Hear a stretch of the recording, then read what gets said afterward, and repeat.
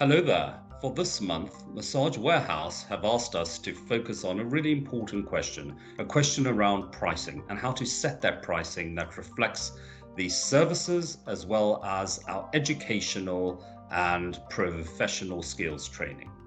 So I would like to focus firstly on an experience that I engaged with and endured and what I learned from it, which really taught me a critical lesson about pricing, about valuing myself, and about making sure that I didn't undersell my education, my qualifications, and my experiences.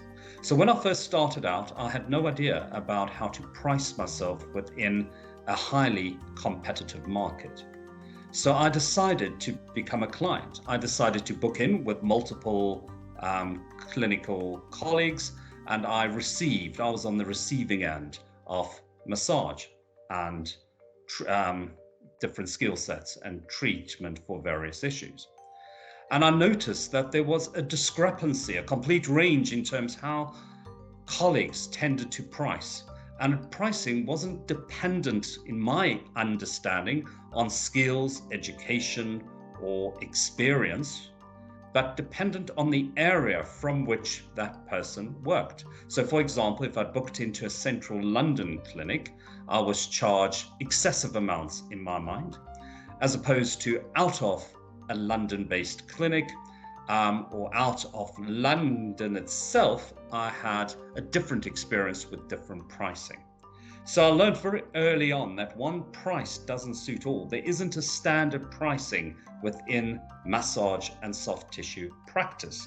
So the pricing is really determined by what the client is willing to pay for, what the client perceives as value, what the client perceives as an absolute need and must, and the rapport that you as a therapist establish with your client base.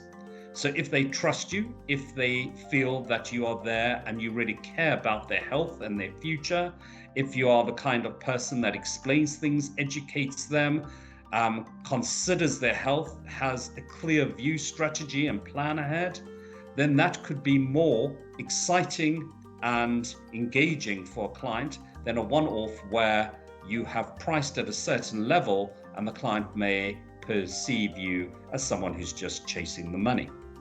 So one of my early recalls of pricing was when I had recently qualified, or just qualified, sorry.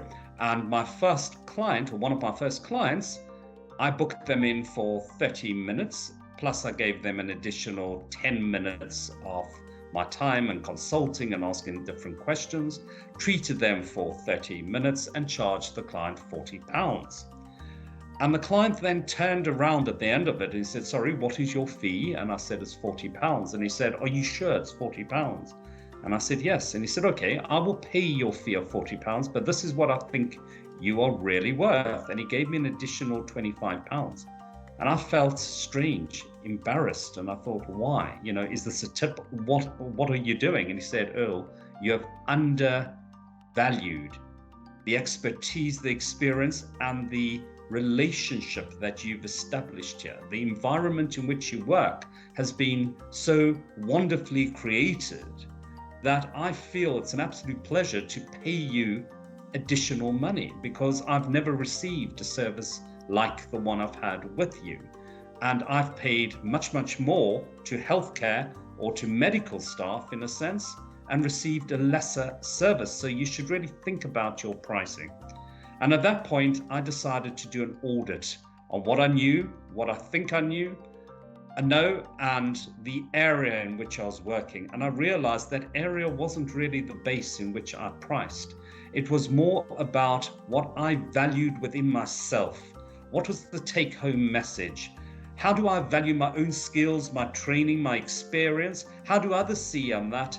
And how do I build a rapport, that therapeutic alliance that has that buy-in where patients feel that, yes, I'm happy to pay that money because I feel I've had a valuable, worthwhile, and complete service from this particular person. So the most important thing in pricing is take into account we're in the healthcare world, a sector which is forever growing.